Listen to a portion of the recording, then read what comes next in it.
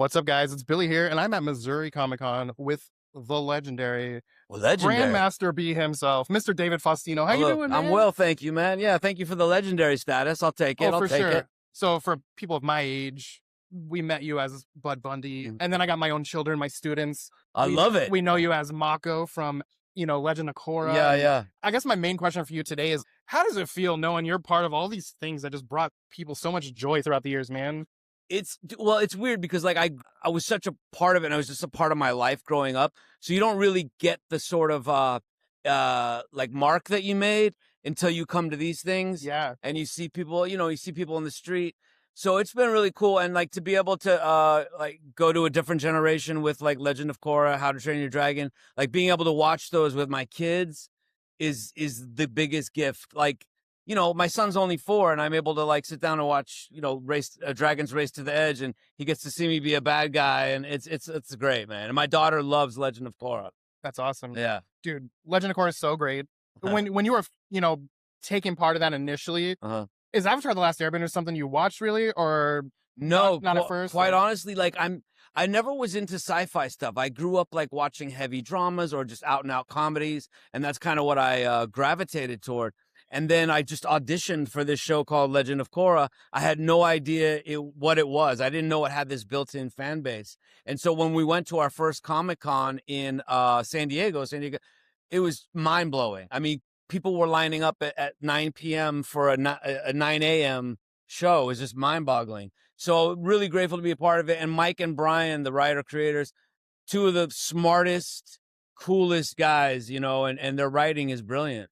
It's so good. My family and I'm trying to think. It was probably 2020. Avatar predates that quite a bit, but that's when COVID, hit, and we were just all trying to find stuff to do. Yeah. My family fell in love with all things Avatar, and then I remember sitting there watching Korra eventually. Yeah. And I'm like, I know that voice. And I look it up. I'm like, oh my gosh. That's so funny. Mako is Bud Bundy. From Bud Bundy to Mako, right? Right. It's funny about that is like I'll have signatures, right? I'll have the Bud Bundy shots and the Mako. And, most people come up for Married with Children, so I'm used to writing Dave Faustino, Bud Bundy. And then somebody will come up for the Mako, and I've written Bud Bundy on the Mako ones on accident several times. Whoops. Yeah. That's awesome. Yeah. So, last Avatar question. If you personally, David, if you were a bender, what kind of a bender do you think you would be? I think I dig fire, but I think I'd be a waterbender. Yeah. Yeah, there's just something so like magical and powerful about the waterbending to me, more so than the firebending.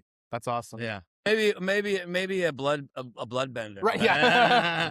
Those guys are creepy. Yeah, super creepy. And last question, if you had any advice for some young people these days, my students, my kids, what kind of advice would you have for these people? Anything about anything?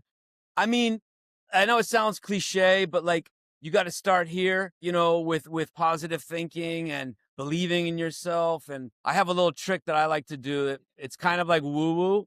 But like my dad taught this to me when I was a kid before I got Married with Children. I always wanted a series. And he was like, the trick is if you believe in prayer or not, start being thankful for the thing you want, like you already have it.